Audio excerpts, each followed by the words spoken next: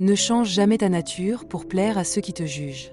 Isma était de ces hommes qu'on remarque dès qu'ils apparaissent. Sa haute stature, ses épaules solides et son sourire éclatant attiraient les regards. Sa peau semblait capter la lumière du soleil, et son charme naturel éveillait la passion dans les cœurs. Malgré cette beauté qui fascinait, Isma demeurait simple et discret. Il travaillait la terre avec patience, cultivant ignames et plantains pour faire vivre sa famille. Loin des regards admiratifs, il portait pourtant une mélancolie qu'il ne parvenait pas à expliquer. Ce qu'il désirait, c'était un amour vrai, une compagne capable de voir son âme plutôt que son apparence. Au fil du temps, Isma sentit autour de lui un changement qu'il ne s'expliquait pas. Les femmes qui autrefois cherchaient sa présence détournaient désormais les yeux. D'abord, il pensa que c'était une impression, mais les chuchotements confirmèrent ses doutes. On disait qu'Isma n'était pas celui qu'il prétendait être. Ses voix basses, pourtant si proches, le blessaient profondément. Certaines murmuraient qu'elle l'avait cru parfait, mais qu'il n'était plus l'homme qu'elles imaginaient. Isma ne comprenait pas. Il avait toujours été respectueux et sincère envers tous. Il se demandait alors ce qu'il avait pu faire pour mériter de devenir le sujet de ces paroles injustes. Un soir, alors qu'il était assis seul près de la rivière, Daniel, le plus proche ami d'Isma, vint le rejoindre. D'ordinaire, Daniel était un homme léger et toujours enclin à la plaisanterie, mais cette fois, son visage avait perdu toute trace d'amusement. Sans un mot, il s'assit à ses côtés, fixant l'eau qui s'écoulait lentement. Après un long silence, il tourna la tête vers lui et parla d'une voix calme. Il lui dit qu'on ne parlait plus que de lui au village depuis quelque temps. Isma resta muet, le souffle retenu. Daniel poursuivit, expliquant que les femmes du village avaient changé leur façon de le regarder. Elles murmuraient qu'il ne répondait plus à leurs attentes. On disait de lui qu'il avait l'apparence d'un dieu, mais la force d'un enfant. Ces paroles frappèrent Isma comme un coup invisible. Il sentit un froid glacial le traverser. Il comprenait la signification de ces murmures, car ce lien mystérieux qu'il portait en lui échappait à sa volonté. C'était un poids qu'il n'avait jamais choisi, mais qui devenait peu à peu la source de sa honte et de son tourment. Un autre soir, assis devant sa maison après une longue journée de travail, Isma affûtait sa machette sous la lueur du soleil couchant. La lumière orangée baignait le village d'une chaleur apaisante. Alors qu'il rangeait ses outils, une silhouette s'approcha lentement. Il reconnut la princesse Sira, la fille du chef. Sa beauté et son allure imposaient le respect. On la disait fière, indépendante et peu accessible, car aucun homme n'avait encore su la séduire. Elle prononça doucement son nom, sa voix portée par la brise du soir. Isma se leva aussitôt pour l'accueillir et la salua avec respect. La princesse esquissa un sourire et s'approcha de lui. Elle lui confia qu'elle avait souvent entendu parler de sa gentillesse et de son courage, et qu'elle avait voulu le rencontrer pour voir si ses récits disaient vrai. Les mots de la princesse apaisèrent Isma, mais derrière son sourire, il sentit une tension discrète. Ils restèrent longtemps à converser, échangeant récits et rires sous la lumière décroissante du crépuscule. Puis, peu à peu, les intentions de Sira se révélèrent. Elle ne venait pas seulement pour parler. Comme tant d'autres avant elle, elle désirait davantage que de simples mots. Isma hésita un moment, puis finit par céder, incapable de résister au charme de la princesse Sira. Plus tard, dans sa maison, un silence lourd remplaça peu à peu la curiosité de la jeune femme. Le regard de Sira changea, et Isma sentit son cœur se serrer. Sans un mot, elle se leva et quitta la maison, le visage fermé, difficile à lire. Le lendemain, alors qu'Isma prenait le chemin du marché, il remarqua des murmures autour de lui. Les gens parlaient à voix basse, mais leur chuchotement semblait le suivre à chaque pas. Il tenta de les ignorer, gardant la tête haute, mais les regards moqueurs se multipliaient. Au centre du marché, Nilo, un jeune homme rongé depuis longtemps par la jalousie, se tenait debout sur une vieille caisse de bois. Il avait toujours envié Isma, car il n'avait ni sa prestance ni la faveur des femmes du village. Voyant l'occasion de l'humilier, il s'en saisit sans hésiter. Il lança d'une voix forte que le puissant Isma n'était peut-être pas aussi fort qu'on le croyait. Des rires éclatèrent tout autour, résonnant dans l'air chaud du marché. Isma resta immobile, le visage brûlant de honte. Nilo continua son discours moqueur, ajoutant que même la princesse, Sira, n'avait pu rester auprès de lui. Les éclats de rire redoublèrent, et Isma eut l'impression que le sol se dérobait sous ses pieds. Pourtant, au lieu de fuir, il redressa les épaules et parla d'une voix calme. Il demanda si la valeur d'un homme devait vraiment se mesurer au ragot plutôt qu'à la bonté de son cœur. De retour chez lui, il entra d'un pas lent et s'assit sur sa natte. La flamme tremblante de la lampe projetait des ombres sur les murs. Les rires, les murmures et les moqueries tournaient dans sa tête comme un écho qui refusait de s'éteindre. Il avait tenté de rester fort, de ne pas prêter attention aux humiliations, mais la douleur pesait désormais trop lourd pour être contenue. Au fil des heures, une idée prit racine dans l'esprit d'Isma. Il se dit que si les autres le jugeaient pour cela, alors il devait changer. Lorsque l'aube se leva, sa décision était prise. Il irait trouver Omarou, le vieil arboriste que tout le village connaissait pour ses remèdes réputés. On racontait qu'il possédait le savoir pour guérir les maux les plus mystérieux. Le sentier menant à la maison d'Omarou traversait la forêt, étroit et couvert de végétation. Les branches épaisses filtraient la lumière du matin, dessinant des ombres mouvantes sur le sol humide. Isma portait un petit sac d'offrande, rempli d'ignames, de noix de cola et de quelques pièces, destinées à remercier l'ancien pour son aide. Lorsqu'il arriva, Omarou était assis devant sa maison, pilant des herbes dans un mortier d'argile. Le vieil homme leva lentement les yeux et observa Isma des pieds à la tête, son regard pénétrant semblant deviner ses pensées. Il lui adressa un léger sourire, puis lui demanda ce qui l'amenait dans cet endroit reculé. Isma resta silencieux un instant, puis s'agenouilla devant lui. Il avoua qu'il avait besoin d'aide, que les moqueries du village le hantaient et que les femmes l'évitaient. Il dit vouloir devenir un homme que personne ne pourrait mépriser. Omarou le regarda longuement, puis hocha la tête d'un air songeur. Il lui demanda s'il croyait vraiment qu'en modifiant son corps, il pourrait transformer le regard des autres. Isma approuva sans hésiter. L'ancien poussa un léger soupir avant de lui faire signe de s'asseoir. Il entra dans sa maison et revint avec une petite boîte en bois remplie de racines, de feuilles séchées et de poudre colorée. Il commença à mélanger les ingrédients dans une calebasse, les mains agiles et précises.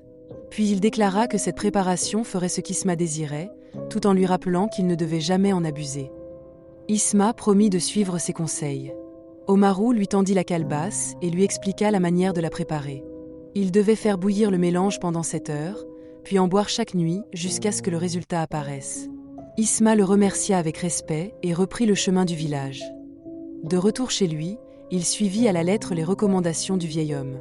Chaque soir, sous la clarté blanche de la lune, il buvait la décoction avec espoir et patience, persuadé que ce breuvage changerait enfin le cours de son destin. Les premiers jours passèrent sans le moindre changement.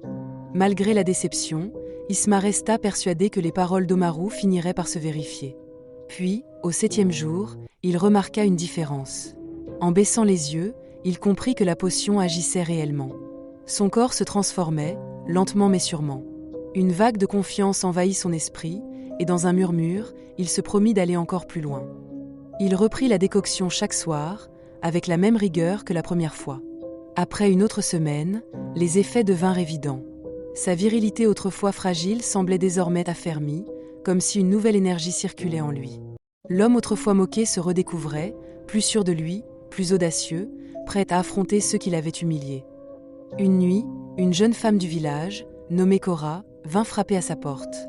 Son visage portait une beauté troublante, et son regard avait cette étincelle de malice propre à ceux qui savent déjà ce qu'ils veulent. Elle avait entendu les murmures qui circulaient à propos d'Isma et voulait vérifier par elle-même ce qu'ils disaient de lui. Sous prétexte d'emprunter un peu de bois, elle s'invita dans sa maison, mais la conversation prit vite un autre tournant. Isma, empli d'assurance, accepta sans hésiter la tentation qu'elle lui offrait. Ce qui suivit bouleversa Cora. Ce qu'elle découvrit dépassait tout ce qu'elle avait imaginé. Les rumeurs étaient bien en dessous de la réalité. Isma n'avait plus rien du jeune homme qu'on méprisait autrefois. Sa force, sa prestance et sa confiance la laissèrent sans voix. Le lendemain matin, encore troublée, elle confia tout à sa plus proche amie.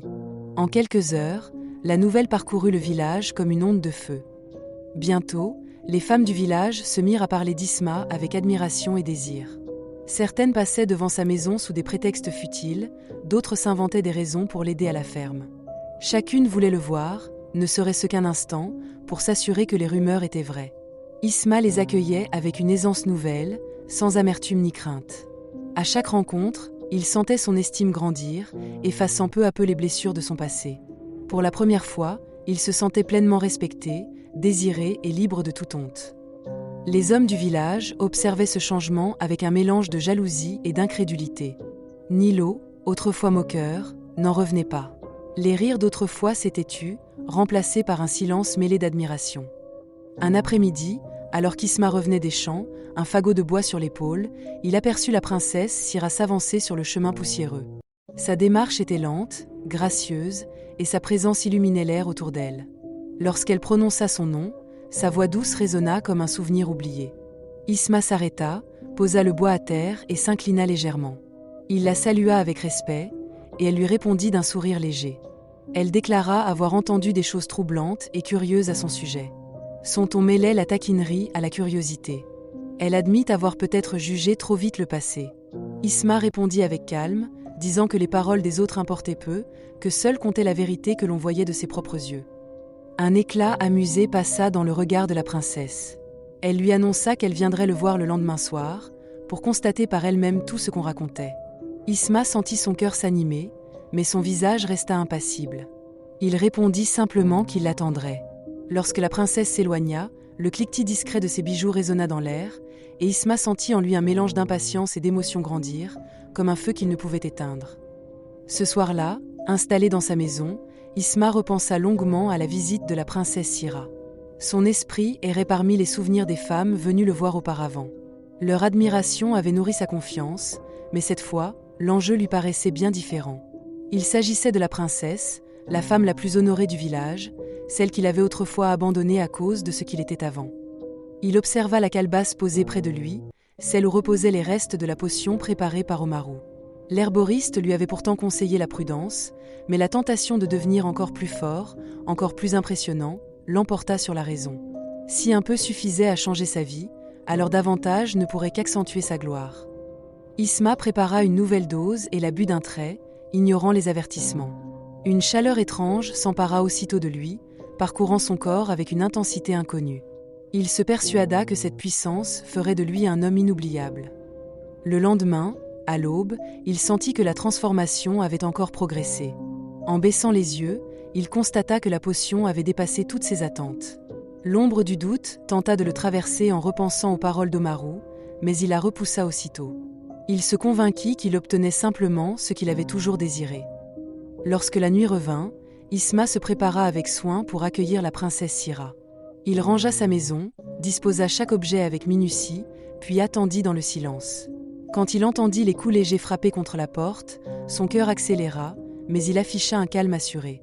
Sira entra avec élégance, emplissant la pièce de sa présence. Son regard se posa sur lui avec curiosité et une certaine impatience. Assise sur le tapis, elle laissa ses mots glisser comme une invitation. Elle voulait savoir si les rumeurs étaient fondées. Isma s'approcha lentement, confiant, porté par un sentiment de puissance qu'il n'avait jamais connu. Le moment qu'ils partagèrent dépassa tout ce qu'elle avait pu imaginer. Sira, habituellement si fière et maîtresse d'elle-même, perdit toute contenance. Sa voix tremblait, son souffle se brisait. Elle tenta de reprendre le contrôle, mais Isma continua avec la même assurance. Dans son regard, il lut une stupeur mêlée d'admiration, et cette réaction lui procura une étrange satisfaction. Plus tard dans la nuit, la princesse quitta la maison d'un pas lent et silencieux. Son visage portait la trace d'une émotion indéfinissable, un mélange de surprise et de trouble profond. Le lendemain, la rumeur de sa visite s'était déjà répandue dans tout le village. Elle ne parla jamais ouvertement de ce qui s'était passé, mais son attitude suffisait à éveiller toutes les curiosités. Les femmes, intriguées par le changement d'Isma et fascinées par ce mystère, se mirent à rêver de vivre, elles aussi, ce que la princesse avait connu.